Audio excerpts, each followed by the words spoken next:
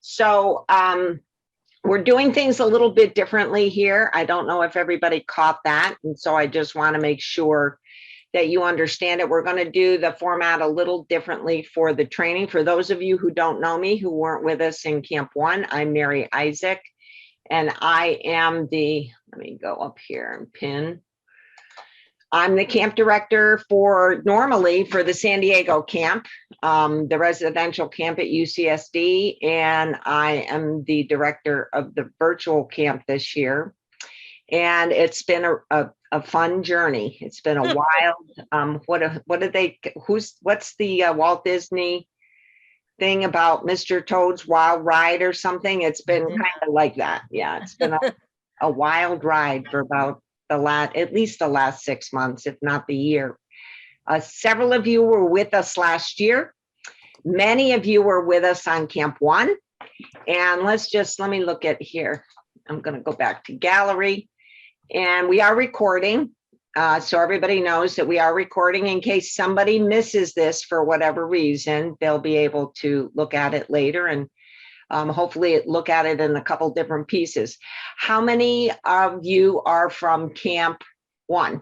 Raise your hand, either using the reactions or a physical hand in your hand, just so I can get a sense of how many people we have here. Yeah, 1, 2. It looks like maybe half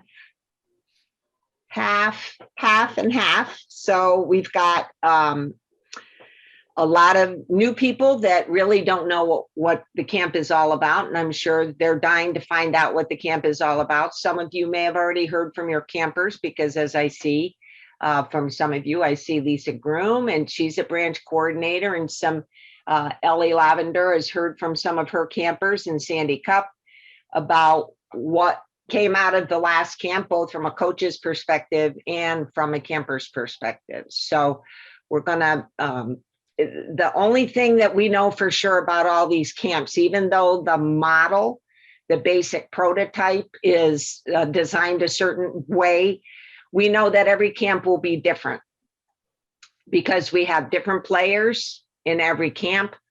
It may be the same content, but it's going to be delivered slightly differently in every camp. And the campers are going to come up with different designs. They're going to come up with different ideas. There's going to be a whole different tenor to the camp this year. I mean, this go round than there was the last time. So the only thing you can be certain of is that you probably shouldn't depend on anything.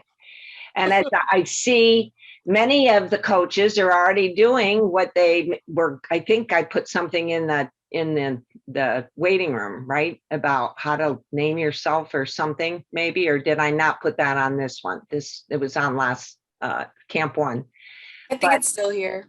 Is it? Okay. So you're naming yourself. This really helps us when it comes time to go into breakout rooms. We do breakout pre-assigns, but it doesn't always work out well. And so we may need to do things a little bit differently. So if you are a social coach and you want to hang around and hear what we're going to talk to the build coaches about, you're welcome. If you do not want to and want to take a break and come back in a little while, and we'll let you back in when the time comes, if you are a social coach, you need to be back at 5:30. And at 5:30, you'll go into breakouts with your co-coaching team for each of your breakout rooms. And you'll talk a little bit about who's going to do what, and who's going to be the Google queen in the room, and who's going to be the disciplinarian in the room, and who's going to be everybody's buddy in the room, and all of the things that are going to be really important. Who's going to lead what activities predominantly. How many will be in each room? There's probably going to be 3 or 4 coaches in each room. And of those, last camp, it was 2 social and 2 build. This camp, it looks like it's going to be 2 to 3 builds and 1 to 2 socials. So that means tasks, as you'll see, and those of you who were in the last camp, the social coaches had a lot more of the tasks, like taking attendance, keeping the kids on task, sharing different documents with them, going over Flipgrid with them. Much more so, and the build coaches were focused on the build. This time around, you may have some build coaches that have to sign up or that are voluntold to sign up for doing some of those activities, because we do want to make sure that all the coaches are engaged in the room, that they all feel like they're contributing to what is the dynamics of the room and what's happening there. So if you want to take a break, social coaches, if you want to hang out, hang out. If you don't want to, take a break till 5:30. You'll come back for half an hour together, and then the build coaches will leave and we'll talk social coach stuff. So it'll be just specifically all the things that social coaches need to focus on. Does that make sense? Do you have any questions before we move into the next part one, what I call it? And if you have questions, you can raise your hand. We found that works very successfully. I'm going to leave the chat box open. Vanessa Pinto and I are going to monitor the chat box for the whole event. I am actually going to be your social coach instructor this camp. Anushka Bave, who has done this a couple times now, is going to lead the build instructors for the camp. And so I think it's going to be a whole bunch of fun this time around, and I'm looking forward to having an awesome camp. So let's go ahead and let me pin you if I didn't pin you already. I spotlight you. Oh yeah, remove all pinned videos.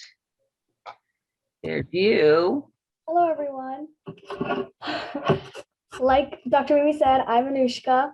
I've been through this camp a couple of times before. I'm a past tech checker, and I'm the build coach lead. So if you have any questions whatsoever, you can email me at the email I'm about to put in chat. There we go. Okay. So without further ado, let's get started on the build coach training.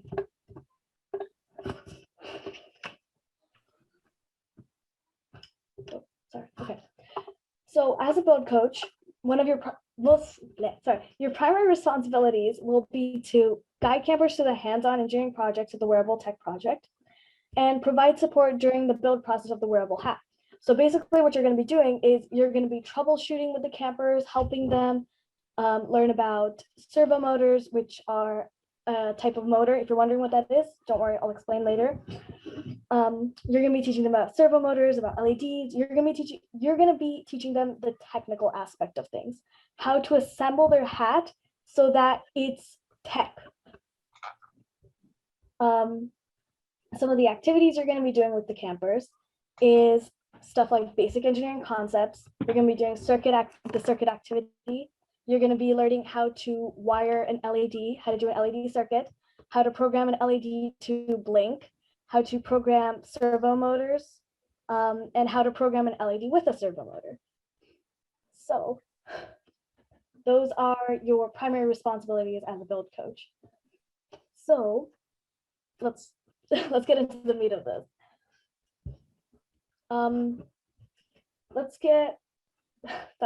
When you're talking with your campers, you should first start with the basics. Some important things to tell the girls before you do any kind of activity, it be LED blink, LED circuit, whatever. Some of the things that you should tell the girls is, first of all, current flows in one direction. It goes from positive to negative. Your circuit needs three main things. It needs a power source. It needs a way for the power to go to the thing that you want to be powered. And lastly, it needs components that use electricity. Like, you can't expect a lemon to light up. That's not going to work.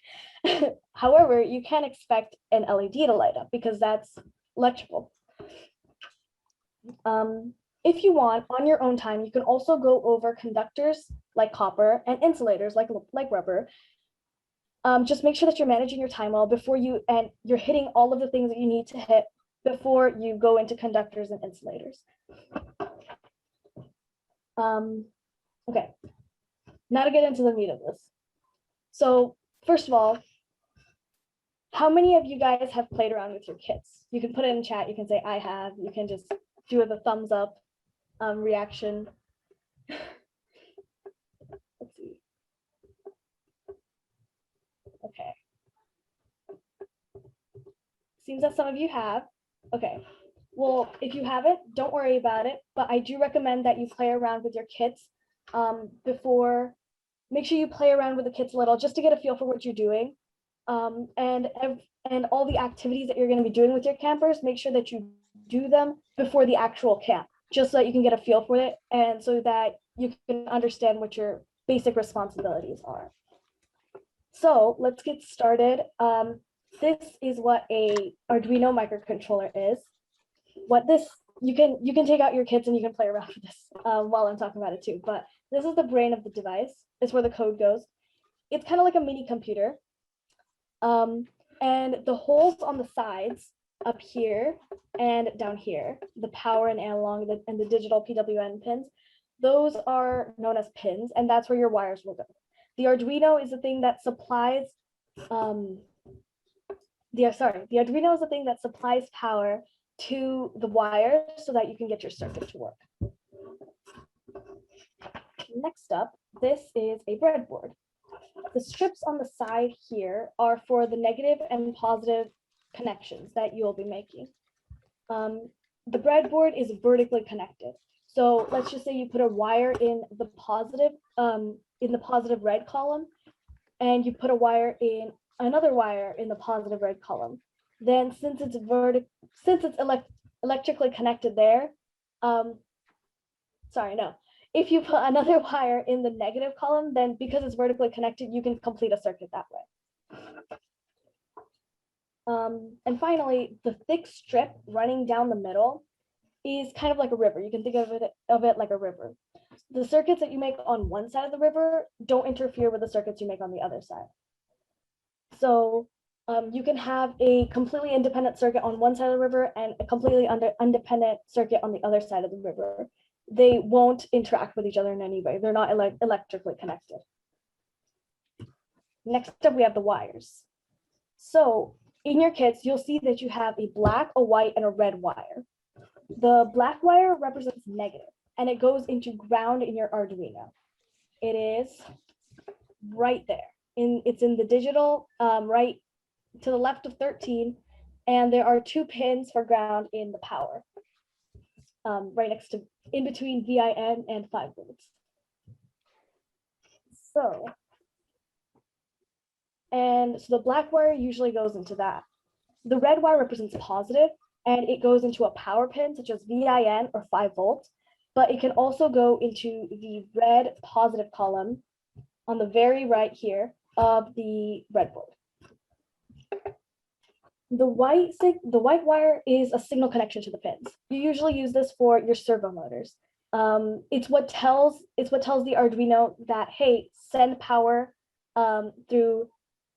send the code and power through this specific pin so that the servo can turn the way you want it to.